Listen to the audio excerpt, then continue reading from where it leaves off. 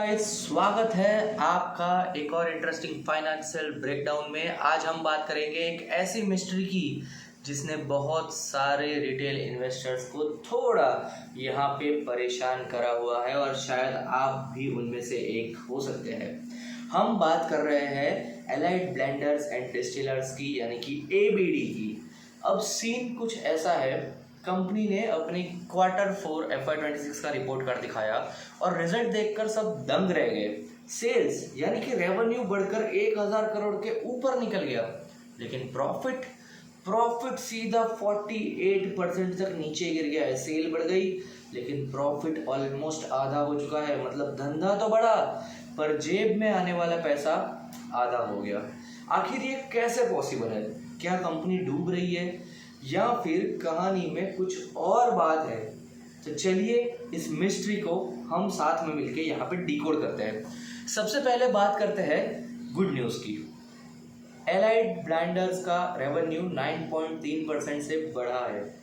उनके नया star product iconic white market में धूम मचा रहा है। सेल्स के मामले में कंपनी सही ट्रैक पर है और बिल्कुल सही ट्रैक पर है। तो फिर प्रॉफिट का ब्रेक इवन नीचे क्यों चला गया, ब्रेकडाउन क्यों हो गया? इसके पीछे 3 बड़े विलन्स हैं। विलन नंबर 1, द एक्सेप्शनल धक्का। अकाउंटिंग की भाषा में एक टर्म होता है एक्सेप्शनल आइटम्स। ये वो खर्चा होता है जो रोज रोज नहीं होता है। इस बार गवर्नमेंट ने न्यू लेबर कोड इम्प्लीमेंट किए, जो आप सबको पता ही है।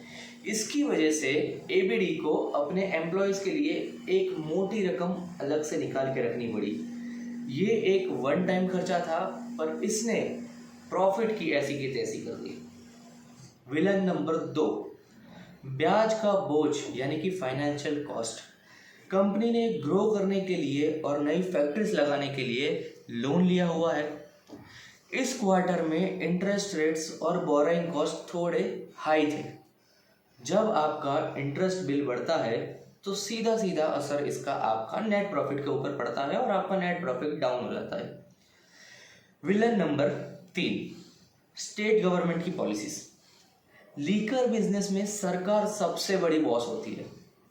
महाराष्ट्र में प्राइसिंग को लेकर यहाँ पे आप लोगों को शायद पता हो कि कुछ बदलाव हुआ था और तेलंगाना में लाइसेंसेस को री ऑक्शन किया गया।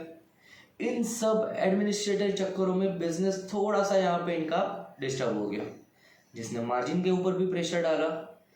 लेकिन दोस्तों, अगर आप एज अ इन्वेस्टर यहाँ पे देखें तो आपको सिर्फ एक नंबर देखकर पैनिक नहीं करना चाहिए। अगर हम थोड़ा सा गहराई में जाए तो एक और नंबर है जिसे यहाँ पे हम कहते हैं एबिडिटा मार्जिन। एबिडिटा मार्जिन पे यहाँ पे आप फोकस करेंगे तो मज़ेदार बात यह है कि एबीडी का ऑपरेटिंग प्रॉफिट मार्जिन एक्चुअली 16 से बढ़ के 18 तक चला गया है। 17.9 मतलब ऑलमोस्ट 18 तक चला गया है। इसका मतलब है कि कंपनी का जो कोर बिजनेस है, दारू बनाना और बेचना, वो एक्चुअली में पहले से ज़्यादा प्रॉफिटेबल हो गया है। वो जो भी 48% का ड्रॉप हमें दिख रहा है वो सिर्फ टेम्पररी टेक्निकल रीज़न और वन टाइम खर्चों की वजह से है। एक्चुअल मार्जिन उनका यहाँ पे इंक्रीज हुआ है। तो ये स्टोरी से हमें यहाँ पे क्या सीखने को मिलता है दोस्तों? जब भी आप किसी कंपनी के रिजल्ट्स को एनालाइज करें तो सिर्फ हेडलाइंस मत पढ़िए कि प्रॉफिट यहाँ पे गिर गया या प्रॉफिट आधा हो गया।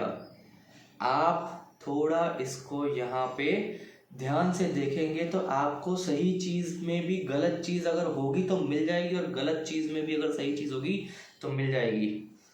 एबीडी के केस में उनका ब्रांड अभी भी यहाँ पे काफ़ी अच्छी तरीके से तरक्की कर रहा है और उनके जो प्लान्स है, उनका जो नया प्रोडक्ट है वो सिर्फ यहाँ पे Q4 में एक स्पीड ब्रेकर के चलते यहाँ पे थोड़ा जंप आपको लग रहा है। आपको क्या लगता है, क्या एबीडी की स्पीड ब्रेकर से निकल के फिर से तेज़ भागनी शुरू कर देगी? ये हमें कमेंट बॉक्स में कमेंट करके बताइए और देखते रहिए दोस्तों फंडे का फंडा। जय हिंद।